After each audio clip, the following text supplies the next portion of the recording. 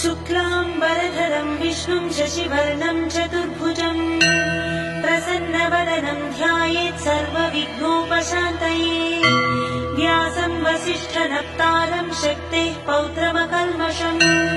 पराशरात्मजं वन्दे सुकतातं तपोनिधिम् व्यासाय विष्णुरूपाय व्यासरूपाय विष्णवे नमो वै ब्रह्मनिधये वासिष्ठाय नमो नमः अविकाराय शुद्धाय नित्याय परमात्मने सदैकरूपरूपाय विष्णवे सर्वजिष्णवे यस्य स्मरणमात्रेण जन्म संसारबन्धनात्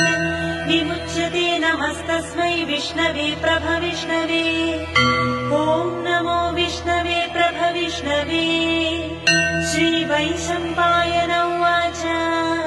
श्रुत्वा धर्मानसे